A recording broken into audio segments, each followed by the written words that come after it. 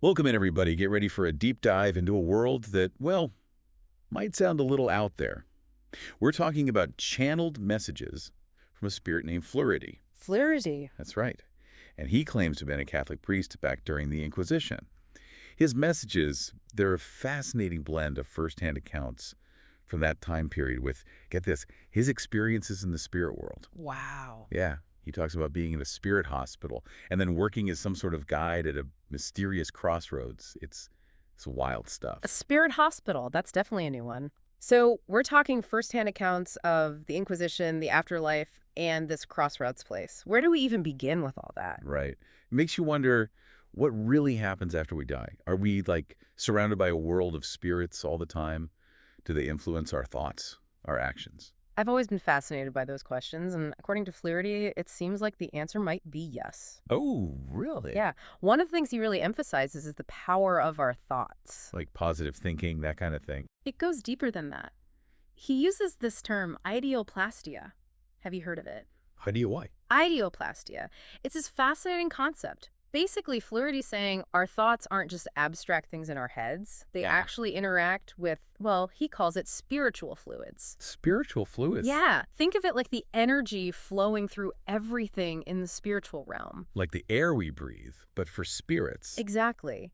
And through this interaction, our thoughts can shape our reality, not just in like a manifesting kind of way, Mhm. but in both the physical world and the spirit world. Whoa, hold on. So you're saying our thoughts can actually change things? That's what Flority's suggesting. It's like our thoughts act as a sculptor's chisel, shaping this raw spiritual energy. Wow. That's intense. So, like, if I'm constantly worried or stressed, I'm actually shaping my reality with those negative energies. That's what he suggests, yeah. He even says negative thoughts can make us more vulnerable to illness, emotional problems, even negative spiritual influences. It's almost like attracting those darker energies just by focusing on them. Exactly. And it makes you think about those times when you get stuck in a negative thought loop. It really does feel draining, like physically and mentally. Tell me about it. So, okay, if we can shape our reality with negative thoughts, can we do the opposite? Can we heal or achieve our goals using ideoplastia? It's an interesting question, right? And it ties into another key part of Flirty's story, his work at this mysterious crossroads. The crossroads. Yeah. He describes it as a place where we make decisions, and where we have these spiritual encounters. It's funny, that idea of a crossroads. We've all had those moments in our lives, right? Choosing a career path, a relationship, those decisions that feel like they could change everything. Absolutely. And Flurry suggests those choices, they aren't made in isolation. We're actually surrounded by spiritual influences. Trying to what? Guide us? Yeah, guide us, tempt us, maybe even push us towards certain paths. Some are positive, some are negative, he says. Like a cosmic battle for our souls. Maybe. Have you ever felt that? Like something was influencing a decision, pulling you in one direction or another. Hmm. Now that you mention it, but if there are these guiding forces, why don't they always steer us toward what's best? Why do bad things still happen? That's where Flority's take on the spirit world gets really interesting. It's not all sunshine and rainbows. Hmm. He talks about both positive and negative aspects, and that might explain why things don't always go smoothly, even when we try to make the right choices. Okay, so there's good and bad in the spirit world. What's he actually describing? Well, he describes this place called a hospital in the spirit world, a place where spirits go after death to heal and learn. So like a place to recover from life. Exactly. A chance to process experiences, and prepare for the next stage of their spiritual journey. That sounds kind of nice, actually. Peaceful. It does, but then he also describes a much darker side. He calls it the umbral. It's like the underbelly of the spirit world, a realm filled with negativity and, well, lower vibrational spirits. Lower vibrational spirits. What does that even mean? He describes it as a place where those who were consumed by darker emotions in life, their negative desires, their attachments, end up after they die. That's a little creepy. Like, so if you're a bad person, you go to this umbral place. It's not about being a bad person per se. It's more about the energy you cultivate within yourself, the choices you make. And this is where it gets even more intense. He mentions these vampiric spirits that actually feed off the energy of the living. Vampiric spirits. Like, seriously. He seems to believe so, and he specifically links these spirits to things like drug use and, well, promiscuous sex. Activities he believes can lower our vibrations and make us vulnerable to their influence. Okay, that's definitely unsettling. I've heard of energy vampires, but actual spirits, that's a whole other level. Mhm. So what we do in life affects our afterlife, you're saying? That's what Fleurity seems to be suggesting. It makes you think about the choices we make, you know. Are we opening ourselves up to certain energies based on our actions, the vibrations we put out into the world? It's definitely a lot to consider. There's one more thing about the spirit world that really caught my attention. He mentions these elemental materials that spirits use in rituals. Elemental materials. Yeah, he doesn't explain it fully, but it suggests there's a much closer connection between the physical and spiritual realms than we might think. Almost like spirits can, I don't know, manipulate the material world using these materials in rituals. Hmm. That's fascinating. It reminds me of something else that's quite surprising given his background, his views on, well, on religion. Oh, right. Huh. A Catholic priest talking about the spirit world. What does he say about religion? He's actually quite critical of organized religion. He talks about seeing hypocrisy within the church when he was a priest and feeling disillusioned after death when he discovered that, well, some of what he'd been taught about the afterlife wasn't true. Wow. So what does he believe and you? What does he see as true spirituality? It's not about blind faith, dogma, rituals, any of that. He says true spirituality lies in love, compassion, actions. You know, living a good life. That's quite a shift from being an inquisitor. It's like he's gone through a complete spiritual transformation in the afterlife. It really is. And it makes you wonder what kind of experiences led him to such a radical change in perspective. It makes you think anything is possible. But he doesn't just talk about spirituality in a vague sense. He brings us this thing he calls the law of return. The law of return. Yeah. Basically, the idea that we're responsible for our actions, and those actions, good or bad, have consequences, like karma. Ah, I see. So even in the spirit world, we're still held accountable. That's what Flaherty seems to believe. And it's clear that he's wrestling with this idea himself. He's trying to atone for the things he did during the Inquisition. He's actively seeking to make things right. That adds another dimension to a story. It's not just about exploring the spirit world, it's about facing the consequences of our past choices, even after death. It's pretty heavy stuff.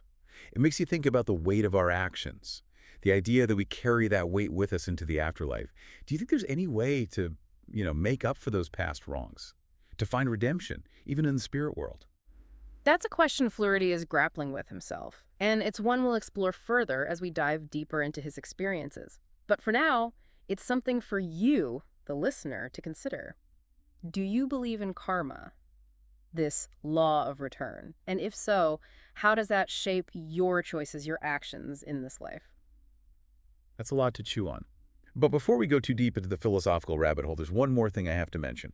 Flory says he's preparing a series of publications to be, materialized in the future. Wait, he's writing books from the spirit world. That's what he says. He's working on these publications, and they'll be made available to the world at some point in the future. It's almost like he's teasing us with the promise of more to come. More revelations, more insights. What could they possibly contain? This is incredible.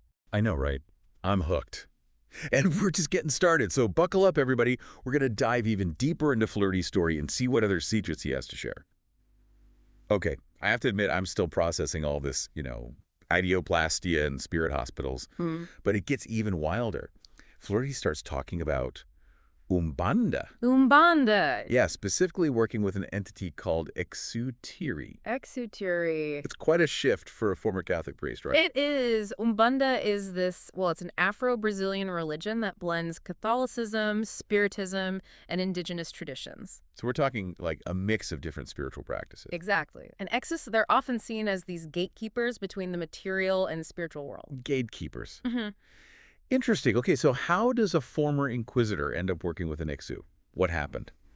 Flaherty describes it as part of his, ongoing atonement for what he did during the Inquisition. It seems like he's embracing traditions that he might have once condemned. It really shows how much he's changed, doesn't it? It does. It's a powerful example of how our understanding of the world can transform. What kind of work does he actually do with this Exutiri? What do they do together? He says they work together at the crossroads, helping souls make choices, offering protection. He even mentions breaking magia negra. Magia negra. What's that? Negative magic, like curses and hexes. Hold on. Curses. You mean like that stuff actually exists?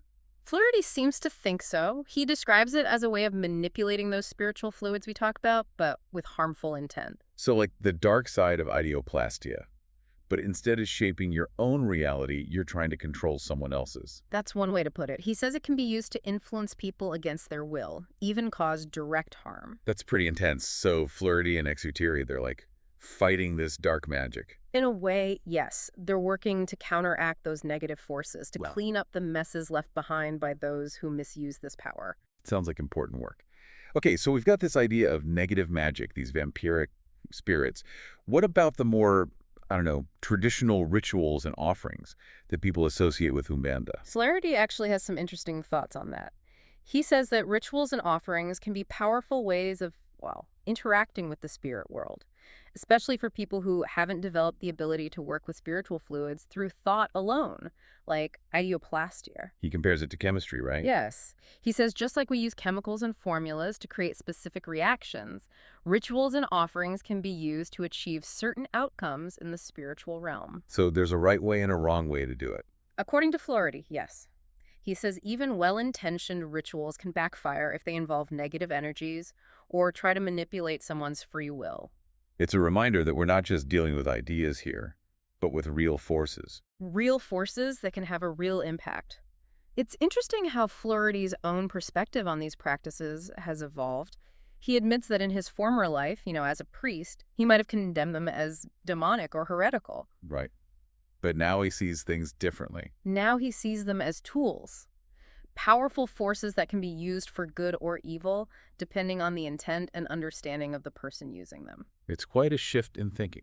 Makes you wonder what other forbidden knowledge he's encountered in the spirit world. It does, and it brings us back to that idea of hypocrisy within organized religion that we talked about earlier. He's not saying all religion is bad, but he's critical of those who use faith as a weapon. As a way to control people, instead of encouraging a genuine connection with the divine. Exactly. And that ties into what he says about the law of return, that karmic principle. Mhm. He's not just saying to do good deeds because it's the right thing, but because our actions have consequences. Not just in this life, but in the next, too. Exactly. So we're accountable for the energy we put out into the world. It's a lot of responsibility.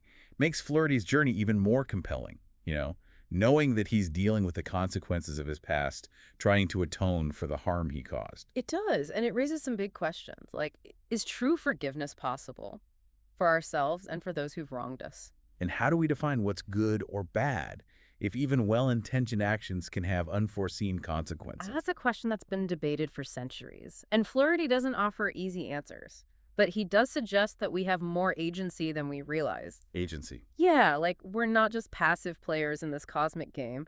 We have the power to choose, to act, to create our own reality. So we have free will, but there are also consequences for our choices. That seems to be Flaherty's perspective, and his own journey is a testament to that. He's actively working to make amends, to learn, to grow. It's inspiring, in a way. It shows that even after making mistakes, there's still hope for growth and change. Absolutely. And it reminds us that spiritual growth is an ongoing process. It doesn't just stop when we die. So even in the afterlife, we're still learning, evolving, hopefully becoming better versions of ourselves. Speaking of learning, I think it's time we explored some of Flaherty's insights about the spirit world itself. He talks about this realm called the umbral in detail, and it's a pretty chilling picture. The Spirit World Hospital sounded okay, but this umbral place, yeah, that's where things get a little darker. He describes it as a realm of darkness and negativity, where those lower vibrational spirits we talked about dwell, feeding off the energy of the living. And remember those vampiric spirits.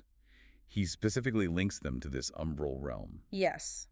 And he suggests that certain behaviors, like drug use and promiscuous sex, can make us more vulnerable to their influence. It's a reminder to be mindful of our choices, isn't it? Not just for our physical well-being, but for our spiritual well-being, too. Exactly. It's about protecting ourselves on all levels. And it brings us back to Flaherty's emphasis on finding true spirituality. Right, true spirituality. Not just blindly following rules or dogma. He is very critical of organized religion that prioritizes control over compassion.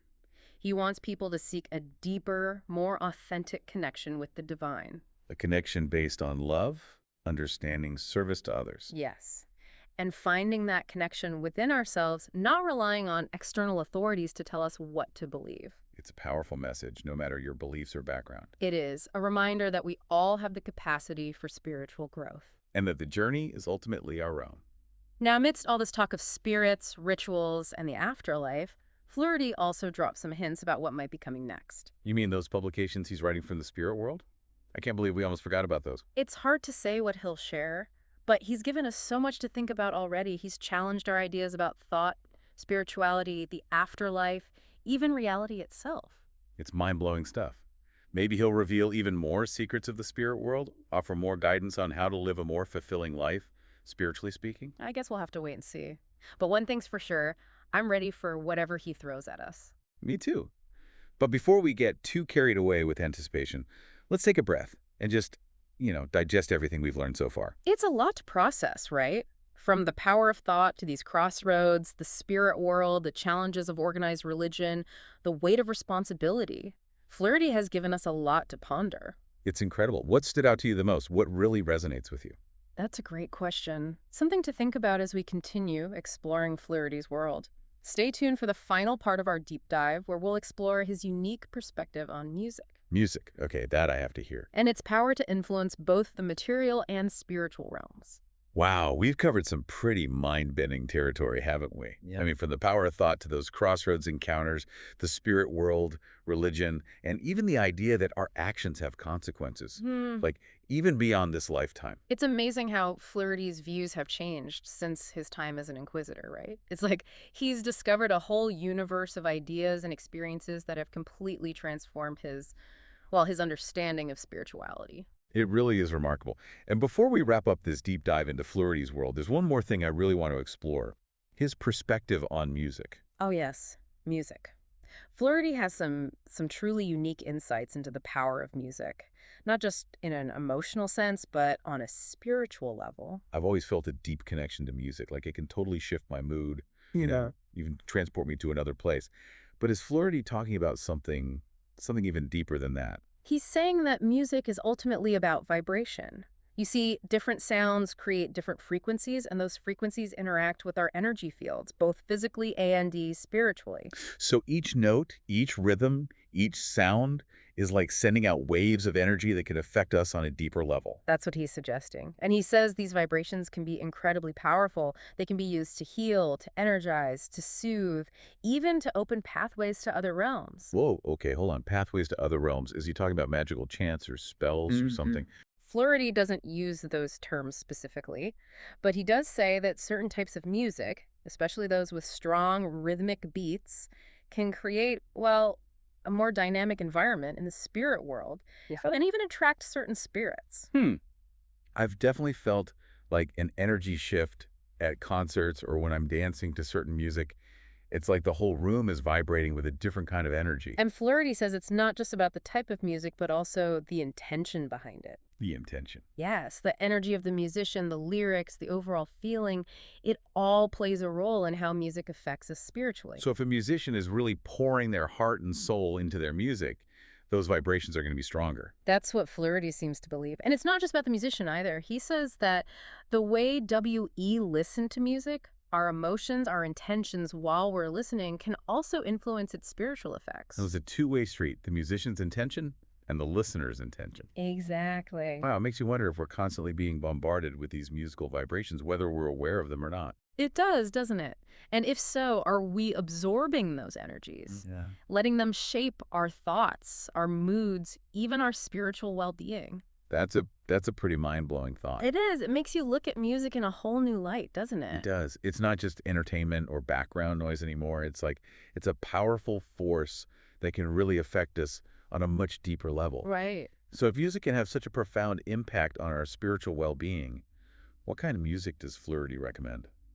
He doesn't get into specific genres or anything, but he mentions things like chants, mantras, sacred songs. Oh yeah, those kinds of things. He says these can be used to purify energy, clear negativity, even connect with higher spiritual beings. There's a whole world of chanting and spiritual music out there. I feel like I've only scratched the surface. I'm definitely going to be more mindful of the music I listen to from now on. And that's one of the key takeaways from Fleurity's messages, isn't it? to be more aware, more conscious of the energies we're allowing into our lives, whether it's through our thoughts, our actions, or even the music we choose to listen to. He's basically saying we have the power to create our own spiritual reality by making conscious choices. Exactly. And that brings us back to the beginning of our conversation, ideoplastia and the power of our thoughts. It's amazing how everything seems to connect, Mm. Thought, spirituality, action, even music. It's all woven together. It really is. It's like a tapestry reflecting our unique spiritual journey. What an incredible journey it's been, exploring Fleurity's world, right? We've gone into the depths of his experiences, his evolving beliefs, his insights into this unseen world that's all around us. It's been fascinating. And although we've reached the end of this deep dive, I have a feeling this is just the beginning. Right. He promised more is coming in those future publications. So stay curious, keep an open mind, and remember that your own exploration of spirituality is really just beginning. You never know what discoveries are waiting for you out there. That's all the time we have for this deep dive into Fleurity's world. Until next time, keep seeking, keep questioning, and keep listening for that music that truly moves you, that stirs your soul.